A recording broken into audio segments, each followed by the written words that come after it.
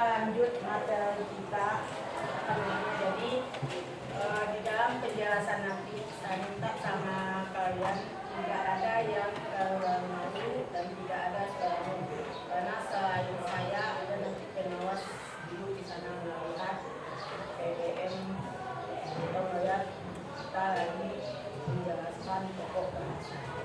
Ya Bu. Memang kemarin sudah dijelaskan pasal, sekarang saya juga menambahkan. Berarti kalau ada saya bertanya nanti, berarti kalian bisa menjawab pertanyaan yang saya ajukan. Kita akan menjelaskan tentang pasal. Sebelum itu kan kita sudah menjelaskan tentang permintaan dan penawaran. Karena di materi itu dibahas permintaan itu apa, hukumnya apa, kemudian apa faktor yang mempengaruhi permintaan, kemudian ada pulpanya atau gambar dari permintaan itu. Maka untuk melanjutkan materi, kita sekarang menjelaskan tentang pasal. Di depan bisa kalian lihat, ini adalah gambar sebuah pasal. Kita bisa melihat. Sebelum kita melihat di sini, kita melihat di gambar ini, maka kita akan menjelaskan apa itu yang dimaksud dengan pasal. Dari sini kita lihat, kita bisa membuat pengertian bahwa pengertian dari pasal itu adalah tempat bertemunya penjual dan pembeli untuk melakukan transaksi. Kenapa kita katakan tempat bertemunya? Jadi kalau misalnya kita pergi ke suatu tempat, kita melihat ada seperti ini, maka ini bisa kita katakan dengan pasar. Karena di dalam materi kita itu, suatu tempat dikatakan pasar apabila memiliki 4 persyaratan atau 4 syarat. Yang pertama namanya adanya penjual. Sini kita lihat penjual ada. Yang kedua adanya pembeli. Pembeli ada. Yang ketiga ada yang dijual. Ada. Yang keempat terjadi kesepakatan antara penjual dan pembeli. Contoh misalnya bapak ini belanja, dia beli, kemudian ditawari sama ibu ini, maka di situ terjadi kesepakatan. Terjadinya kesepakatan apabila penjual menyetujui berapa yang diminta pembeli. Pembeli menawar, kemudian penjual mau, maka itulah yang dikatakan terjadi kesepakatan. Jadi kalau dikatakan, orang bertanya, suatu tempat dikatakan pasar bagaimana? Maka Anda bisa menjelaskan, suatu tempat dikatakan pasar apabila memiliki 4 syarat seperti yang saya jelaskan tadi. Adanya penjual, adanya pembeli, ada yang dijual, dan ada yang terjadi kesepakatan. Itu pengertian secara umum. Bagaimana pula pasal pengertian secara luas? Sarana bertemunya penjual dan pembeli secara langsung untuk melakukan transaksi jual beli. Jadi Anda langsung seperti bapak ini, dia langsung pergi ke pasar untuk berbelanja. Ada ibunya. Di sini pasar itu pengertiannya 2. Yang pertama secara umum, yang kedua secara luas. Suatu tempat dikatakan pasar memiliki 4 syarat. Kemudian kita lihat macam-macam pasar. Di situ bisa kita bagi menjadi 5. Yang pertama kita lihat pasar berdasarkan waktu penyelenggaraan. Hanya ada pertama kita sebut dengan pasar harian. Apa maksud pasar harian? Pasar yang dilakukan setiap hari seperti yang ada di tempat kita, yang mana menjual kebutuhan pokok. Yang kedua, pasar mingguan. Berarti maksudnya 1 kali 1 minggu itu ada pasar. Yang ketiga, pasar bulanan. Berarti 1 kali 1 bulan yang dijual tertentu. Misalnya datang orang dari Kota Padang ke Mentawai, sekali sebulan dijualnya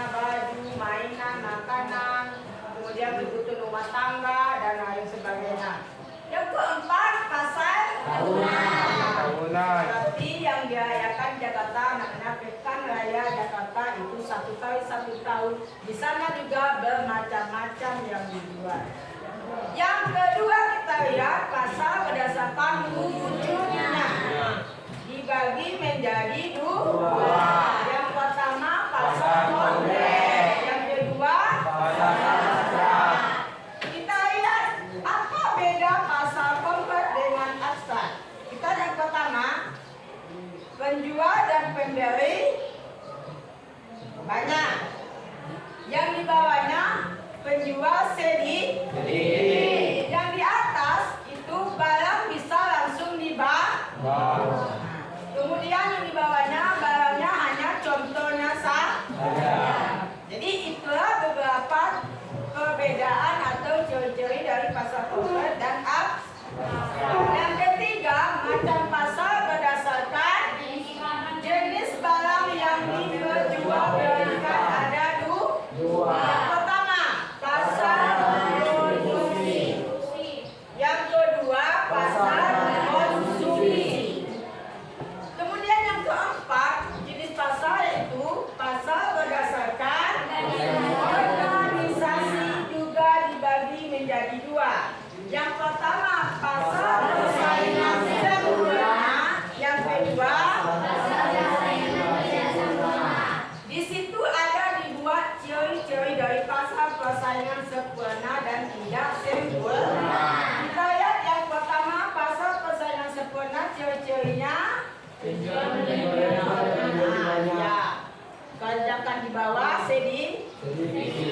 Yang kelima, macam pasal berdasarkan jaringan distribusi ada 4. Pertama, pasal regional, nasional, dan internasional. Bisa dipahami?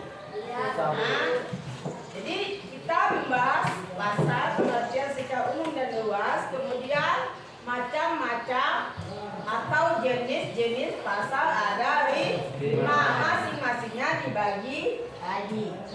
Setelah kita masuk jenis-jenis pasal, maka kita masuk apa fungsinya? Tentu ada fungsinya. Di sini kita melihat fungsi pasal itu ada 4.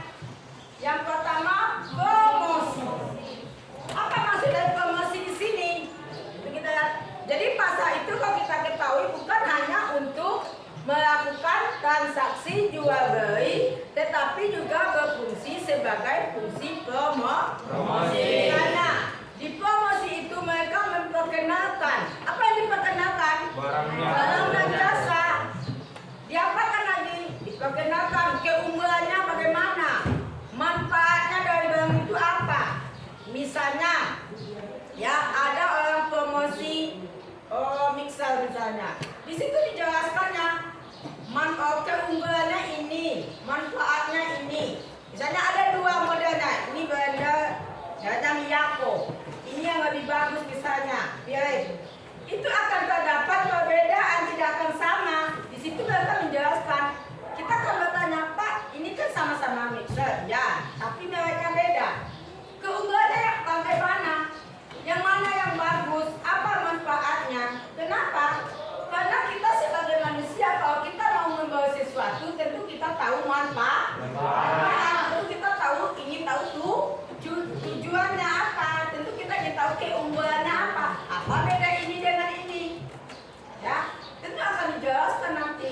Itulah fungsi promosi. Yang kedua, fungsi pembentukan. Kita tahu bahwa di pasar pasti terjadi tawar menawar. Maka di situ akan terjadi kesepakatan harga antara siapa? Antara penjual dan pembeli dalam membeli barang dan jasa. Yang ketiga, fungsi distribusi. Mempertemukan antara konsumen dan pembeli dari jarak yang jauh ke yang dekat. Yang keempat, fungsi apa maksudnya fungsi penyerapan tenaga kerja?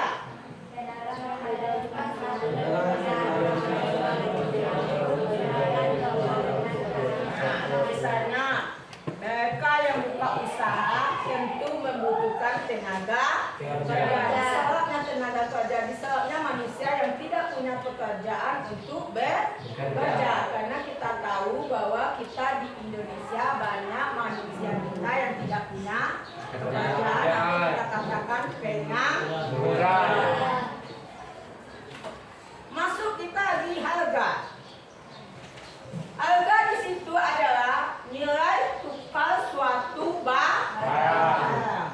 Kalau zaman dulu mungkin kita pernah mengenal, kalau zaman dulu kan uang susah. Jadi untuk membeli kebutuhan itu ada kita mengenal sistem barter. Ya, kalau sekarang nggak ada. Apa maksudnya sistem barter itu? Tukar menukar barang. Misalnya orang tua Anda petani, punya padi, punya cabai, punya bawang, kemudian dia mau belanja, karena uang tidak ada, diganti dengan padi, itu diibaratkan berapa belanja dia. Nah, misalnya kamu belanja habis 300, kemudian berapa padi yang dikasih untuk membayar belanja orang tuamu tadi, itu namanya sistem barter. Tapi kalau sekarang kan kita melihat tidak ada itu dilakukan. Semenjak Indonesia merdeka itu tidak ada lagi. Kalau dulu ya, kenapa dulu dia untuk begitu? Karena kehidupan dulu itu sangat susah sekali. Setelah kita merdeka pun, sekutan kita, ekonomi kita belum bisa membaik. Kenapa? Akibat kita dijajah oleh dua bangsa. Jadi makanya dulu kita ada mengenal sistem barter. Ya. Nah, jadi itu materi kita tentang pasar. Jadi istilahnya pasar mempunyai peranan yang sangat penting di dalam kehidupan manusia. Kita sangat membutuhkan yang namanya pasar. Jadi bukan hanya pasar yang kita butuhkan dan juga yang lain, tapi apa peranan apa pentingnya sangat membantu di dalam memenuhi kebutuhan kita. Kalau misalnya pasar tidak ada, bagaimana kita memenuhi kebutuhan kita? Itu tidak bisa kita memenuhi kebutuhan kita, kan dulu pernah dikatakan. Walaupun Anda sekarang itu hanya ekonomi bagus, tapi pasar tidak ada, untuk memenuhi kebutuhanmu tidak ada yang menjual, dari mana kamu dapat? Itu tidak bisa. Ya, nah, makanya di Indonesia di dalam kehidupan kita beraneka ragam kebutuhan yang kita lakukan. Jadi itulah tentang pasar. Kemudian sudah kita jelaskan macam-macamnya, kita menjelaskan fungsinya dan apa itu harga. Jadi kesimpulannya adalah bahwa pasar ini sangat penting sekali bagi kehidupan kita sebagai manusia di dalam memenuhi kebutuhan kita. Kalau ada pertanyaan dengan materi yang sudah dijelaskan ini, silakan kalian bertanya sesuai dengan materi yang kita jelaskan. Jangan menyimpang dan jangan jadi materi kita bahas ke pasar, maka Anda bertanya tentang pasar kalau ada yang kurang mengerti atau tidak mengerti sama sekali, silakan diajukan pertanyaannya.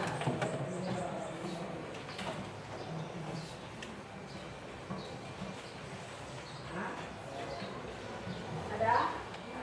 Jadi ini gambar dari pasar itu. Nah, ada yang bertanya? Kalau tidak ada yang bertanya, berarti saya yang bertanya, Anda yang menjawab. Ya. Sekarang tadi kita membahas tentang pasar, macam-macam pasar, kemudian fungsi pasar dan harga. Ya. Sekarang saya ingin bertanya, siapa yang bisa menjawab pertanyaan, angkat tangannya dan jawab pertanyaan saya. Ya, dalam bukunya ditutup karena tadi sudah saya jelaskan. Nah, jadi saya ingin, apakah kalian sudah memahami penjelasan saya atau memang sama sekali tidak mengerti? Ya.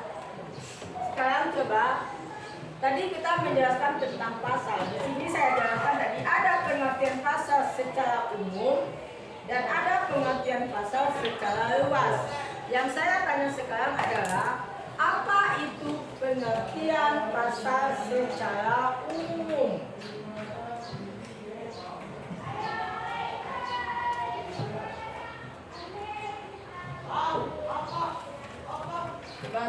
plan gap kelas mana? Nah, coba kamu jawab. Apa itu yang dimaksud dengan pasal secara umum? Bertemunya penjual dan pembeli. Apa bertemunya penjual dan pembeli dalam rangka apa dia bertemu?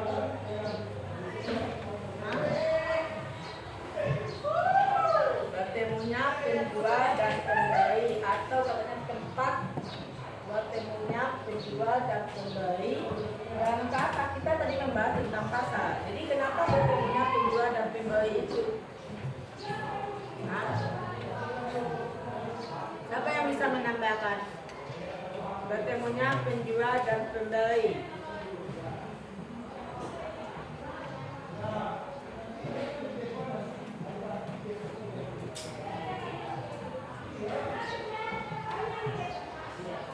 Bertemunya penjual dan pembeli untuk melakukan kegiatan jual beli. Jadi kenapa bertemu mereka? Karena mereka mau membeli barang dan jasa.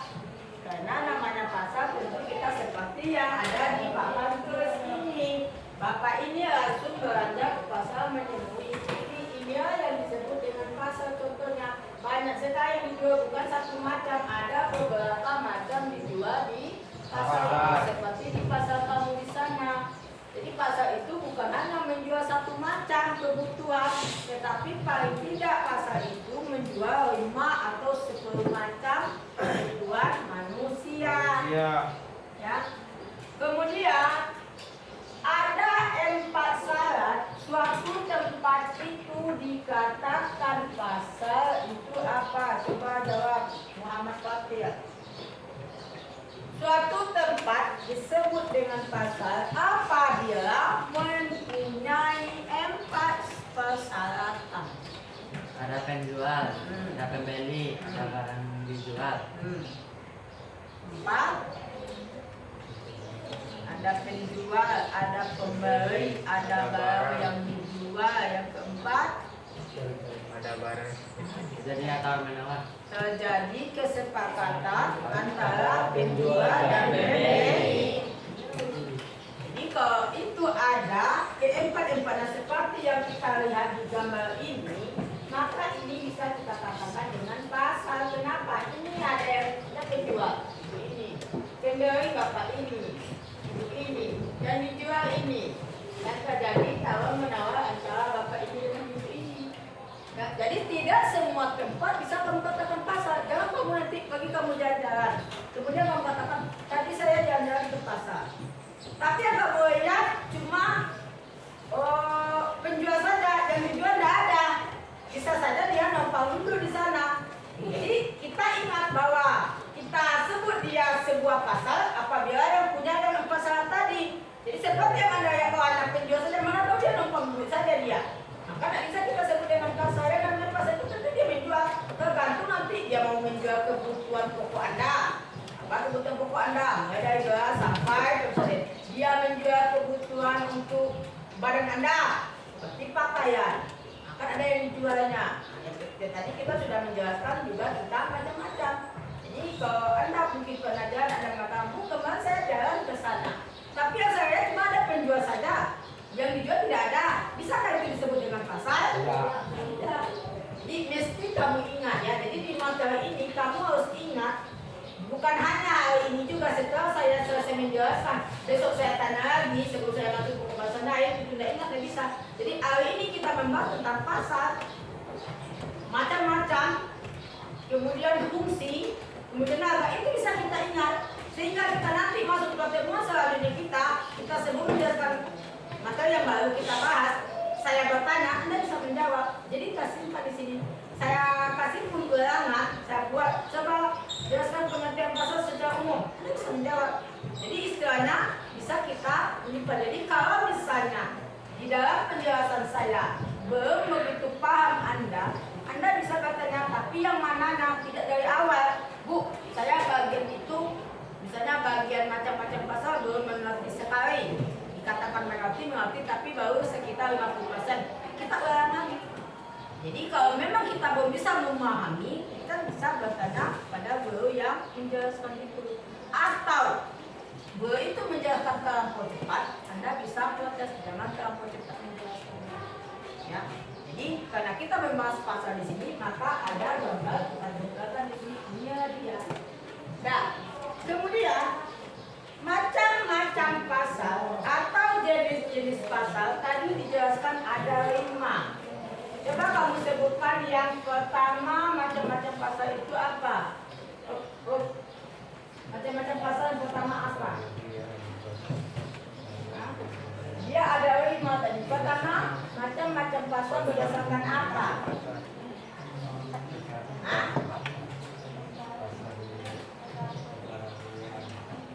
Macam-macam pasal yang pertama. Jangan mudah itu berdasarkan apa dia pasal hal itu kan dia macam-macam pasal. 1 berdasarkan titik-titik lalu 1, 2, 3, 4. Bukan langsung kita sebutkan pembagiannya, tapi dia pertama itu pasal hal itu berdasarkan apa? Ya, apakah jenisnya, apakah struktur organisasinya, apakah wujudnya, kan dia ada seperti itu. Ini kita sebutkan. Macam-macam pasal yang pertama berdasarkan apa? Tadi waktu menjelaskan, setelah selesai ibu menjelaskan, ibu tanya sama kalian, sudah mengerti? Ada yang bertanya, diam semua. Berarti terus saya menganggap kalian sudah mengerti. Sekarang saya bertanya kepada Anda, tapi Anda tidak bisa menjawab. Nah, macam-macam pasal pertama berdasarkan apa?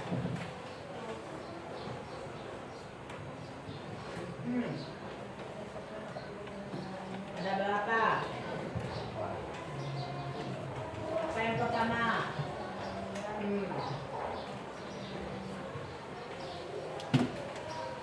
Pasal yang kedua?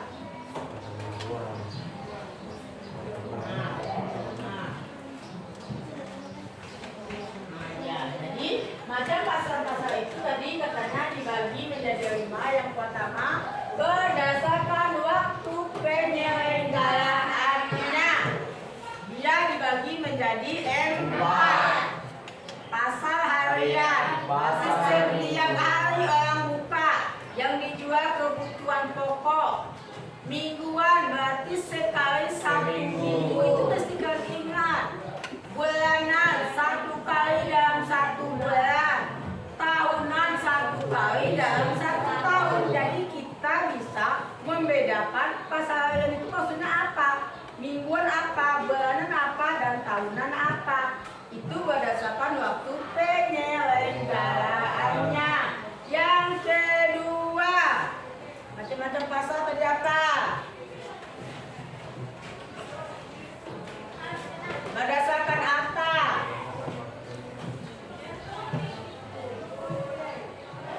Berdasarkan apa yang kedua? Hah? Berdasarkan apa?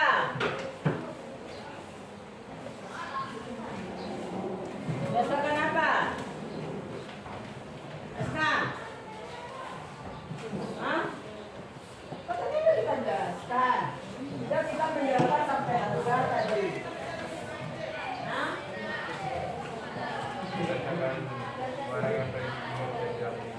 Berdasarkan wujudnya dibagi menjadi apa itu? Jadi mesti kamu ingat, makanya katakan tidak kita membahas tentang pasal. Jangan karena pas sampai kapanpun kalian mesti ingat. Jangan setelah saya keluar dari lokal, kemudian minggu berikutnya saya bertanya tentang ini, kalian nggak ingat. Ingat, jadi kalau ditanya kalian ingat. Jadi berdasarkan wujudnya itu dibagi menjadi 2, kompleks dan abstrak. Masing-masingnya punya ciri. Yang ketiga, macam pasal berdasarkan apa? Bisa jawab? Hah? Berdasarkan barang yang diperjualbelikan juga dibagi menjadi 2, produksi dan konsumsi. Yang keempat, berdasarkan menjadi Dua. jadi berapa? Berdasarkan organisasi dibagi menjadi dua. Apa itu?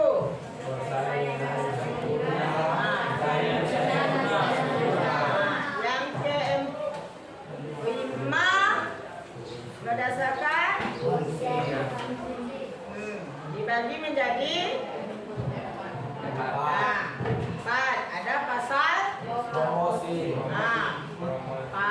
Bali, regional, nasional, internasional. Lalu nanti fungsi promosi ada, fungsi pasal ada. Pertama, yang kedua, yang ketiga, yang keempat. Tenaga. Kemudian lanjut masuk apa yang dimaksud dengan harga tadi dijelaskan? Nilai tukar suatu barang yang dinyatakan dengan uang. Nggak bisa kamu nyatakan, Pak, saya belanja ini cabai saya. Berapa belanja saya? Cabai saya sekian kilo. Berapa 1 kilo? Ini Pak dipotong. Nggak seperti itu sekarang. Nggak ada lagi. Itu zaman dulu sistem barter, tapi zaman sekarang tidak ada. Barang dibayar dengan uang tunai. Seperti kita bahas waktu di pasar persaingan sempurna. Secara tunai, tidak utang, tidak kredit dan lain sebagainya. Ya, sudah. Kami Jauh. ini ya yang dikatakan sekarang kamu kamu hadapkan bangkumu ke sana, 1 meja 5 pokok. 1 meja 5 kamu buat pertanyaan dari materi yang sudah kita jelaskan dan kamu jawab. Cepat. Pindahkan aja ke sana. Bisa aja ke sana.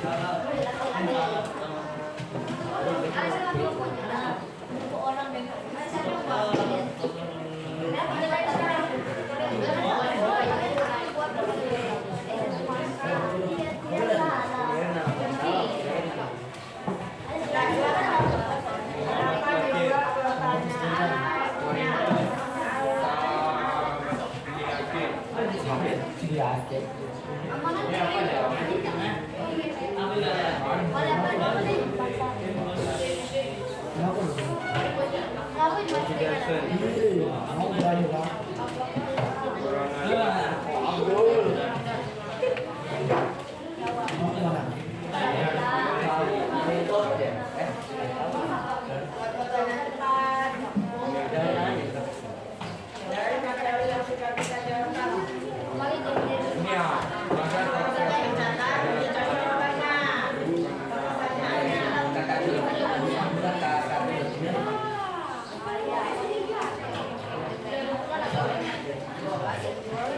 Langsung ciri-ciri pada persaingan sempurna. Jauhkan ciri-ciri pada persaingan sempurna.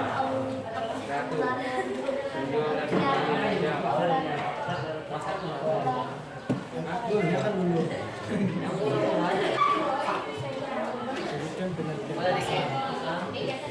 jam.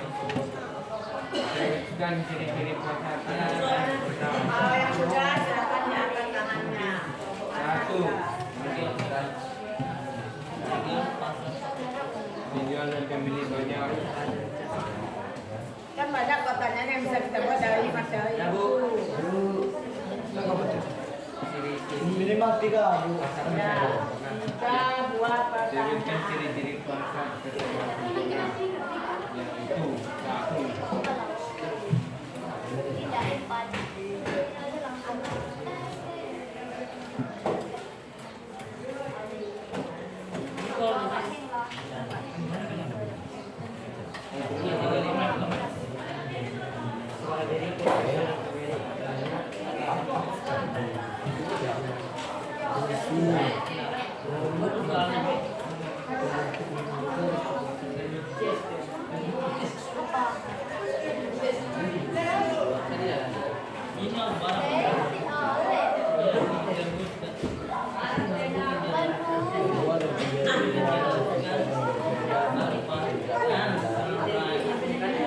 Tidak ada skalanya, sama saja menulis.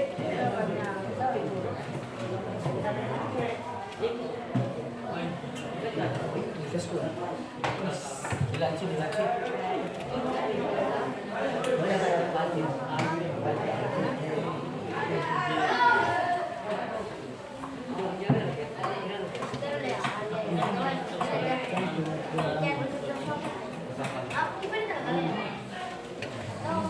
Jangan. Ya. Yang lain, satu kelompok usia. Yang lain.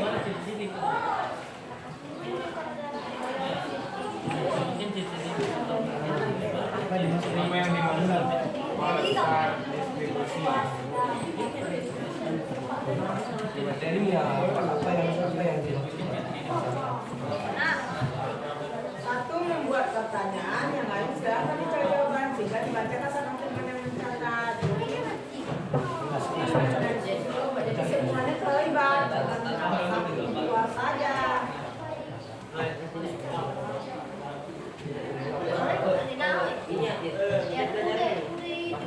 Mana belum ada dicatat? pasal Bukan. ini kita bahas Sudah. Itu sudah. Ya, itu sudah.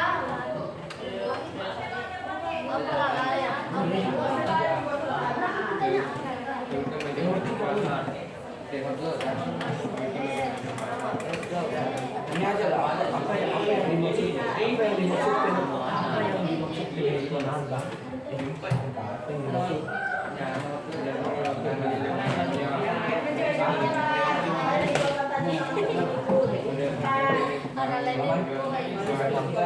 Semua terlibat.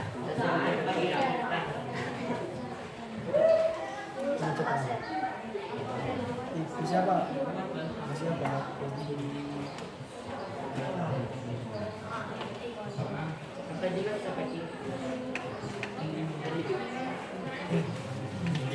masih ada loh ciri-ciri masih konkret. Oh, ada. Macam-macam. Sebutkan, sebutkan macam-macam. Asalkan sebutkan ya. Berdasarkan kan macam-macam kata.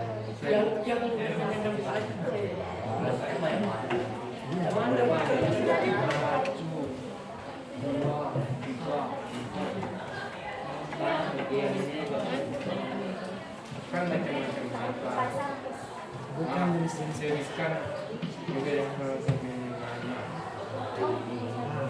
Sebutkan. Bila sebenarnya bersama ini satu Yang kedua, yang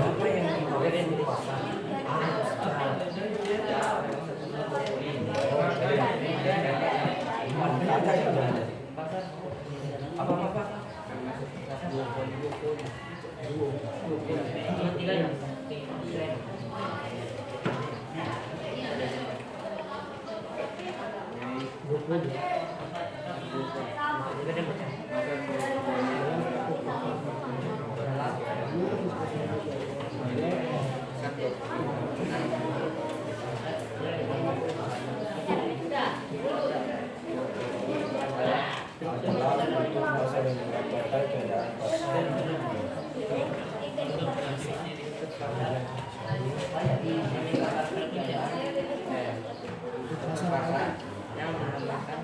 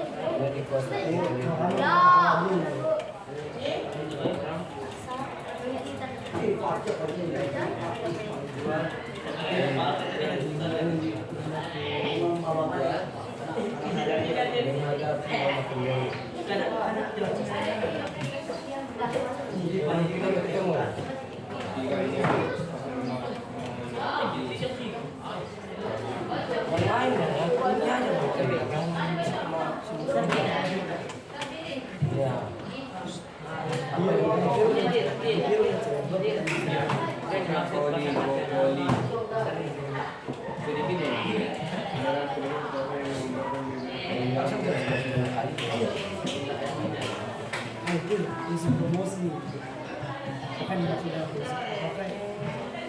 isi promosi jadi dia berapa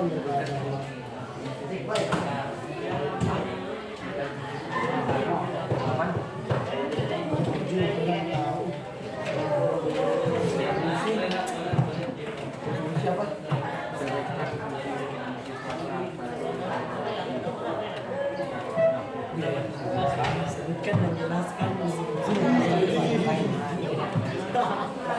sebutkan aja lah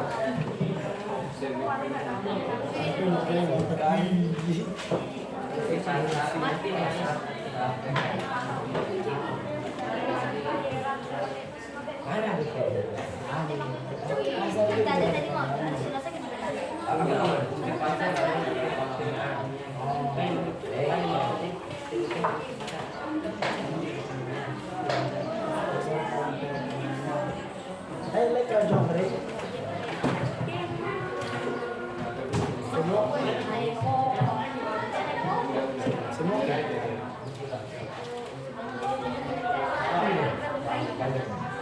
Ini sama.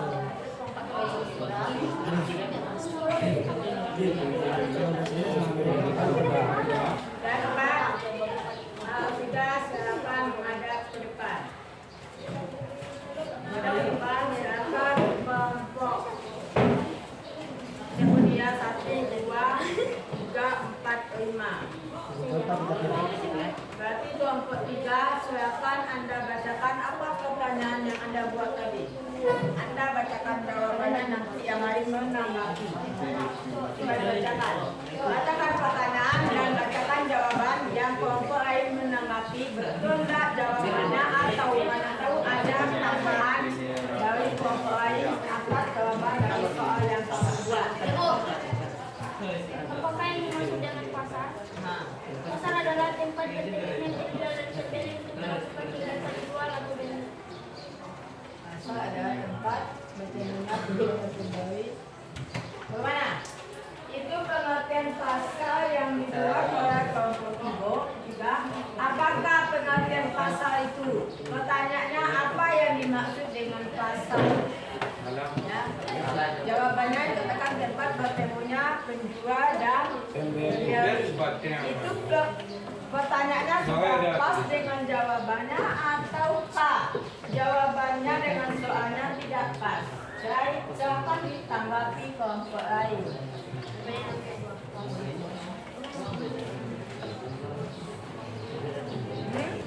Silakan. Tadi kita kan menjelaskan tentang pasar.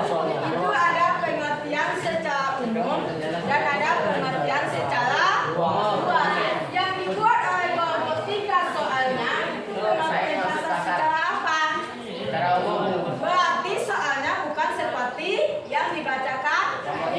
Yang dibacakan tadi. Berarti pertanyaannya adalah apakah yang dimaksud pasar secara umum? Atau jelaskan pengertian pasar secara umum. Itu jawabannya. Jadi dari soal tadi kelompok 3 sudah salah membuat dan maka jawabannya salah.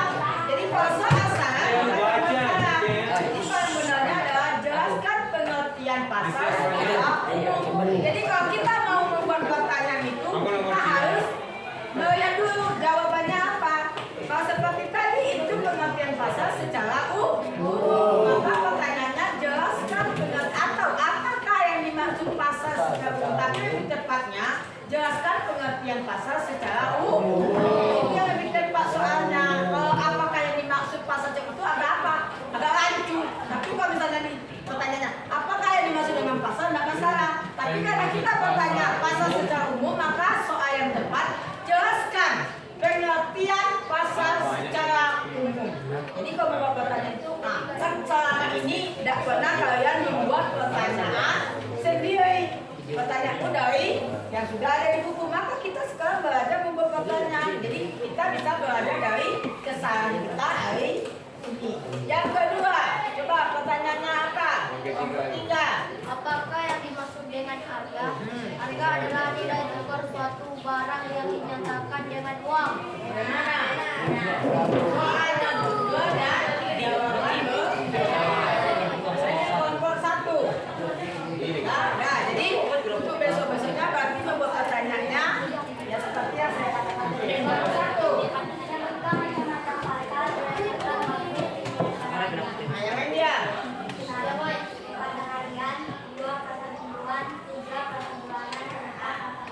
Mana? Pas pertanyaan dengan jawaban. Kelompok 2. Coba bacakan pertanyaannya satu.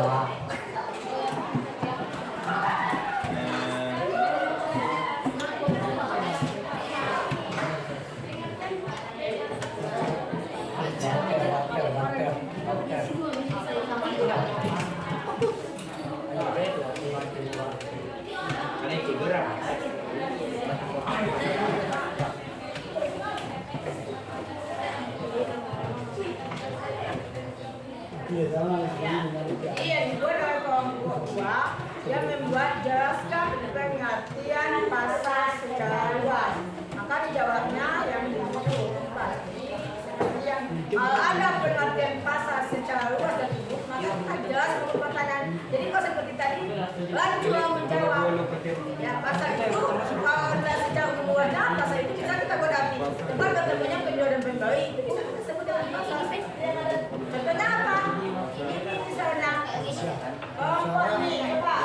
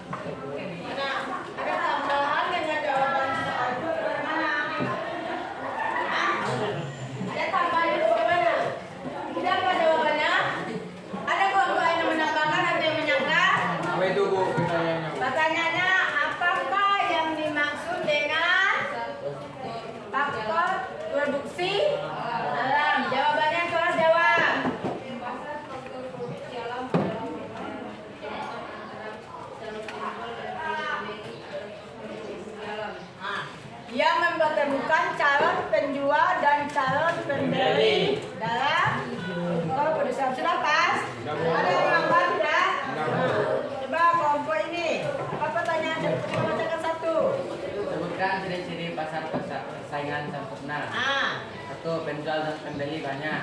2. Barang yang diperjualbelikan bersifat homogen. 3. Penjual dan pembeli bebas keluar masuk tanpa hambatan. 4. Pengetahuan penjual dan pembeli tentang pasar sempurna. Gimana? Tambahan? Sudah apa jawabannya? Sudah apa soalnya? Sudah pas. Itulah materi kita. Kita sudah menjelaskan dan saya suruh Anda membuat di kelompok Anda pertanyaan dan langsung Anda jawab. Jadi seperti itu. Jadi apa yang kita tanya itu yang kita jawab. Jadi istilahnya benar jawaban tergantung dari soal. Kalau soal Anda salah, maka jawaban Anda akan salah. Begitu juga nanti di mengerjakan latihan. Jadi kita harus memahami apa yang ditanya. Kalau teman kan pernah dijelaskan, kalau pertanyaannya katanya beri contoh, kita kasih contoh. Kalau soalnya sebutkan, Anda cukup menyebutkan, tidak usah Anda jelaskan. Walaupun itu betul Anda jelaskan, ini kan betul yang saya jelaskan memang. Tapi kan kami mengingat, ini soalnya sebutkan. Sebutkan macam-macam pasal berdasarkan waktu penyelenggaraan. Sudah, pasal harian, mingguan, bulanan, sudah. Tidak usah mingguan itu ini. Tidak seperti itu. Kecuali sebutkan dan jelaskan. Jadi itu semua soal. Dan sekarang ini nantinya Anda sudah bisa memahami. Kalau Anda disuruh sama guru, masing-masing siswa buat soal 5 langsung jawab. Anda sudah bisa. Jadi belajar membuat soal sendiri dan belajar mencari jawaban sendiri. Selama ini kan kita membuat bukan halaman sekian, jawab. Tapi sekarang kita belajar bagaimana kita membuat soal dan bagaimana kita membuat jawaban. Ya, silakan disusun waktunya seperti simulasi. Oke.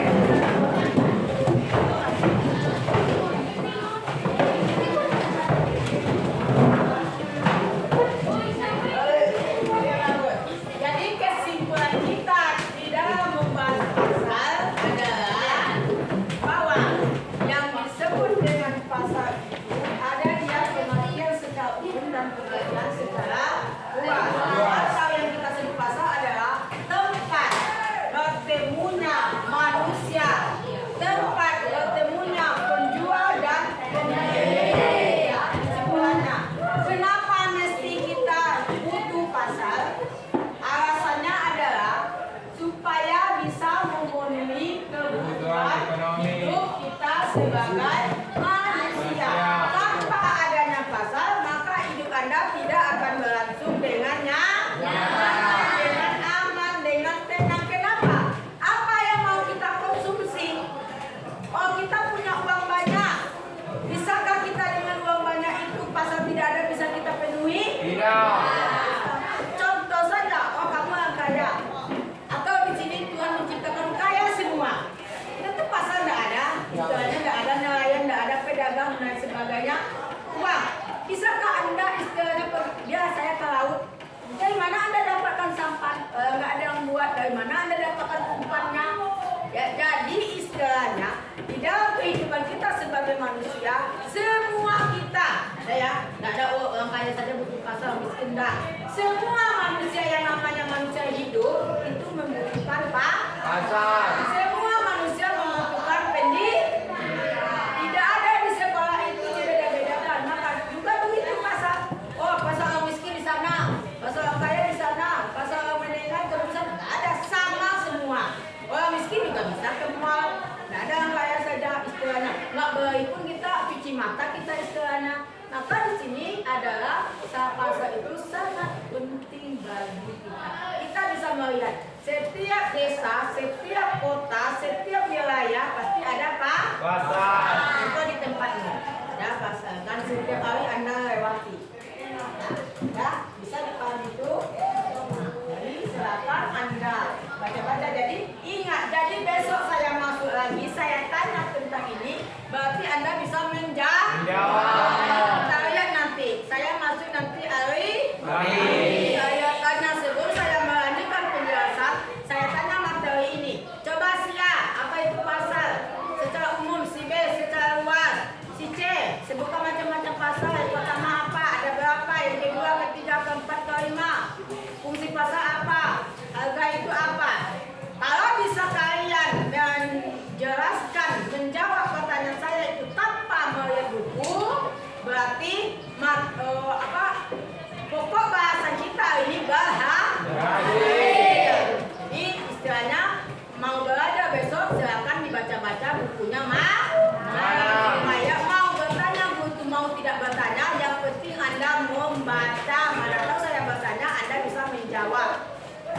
kami?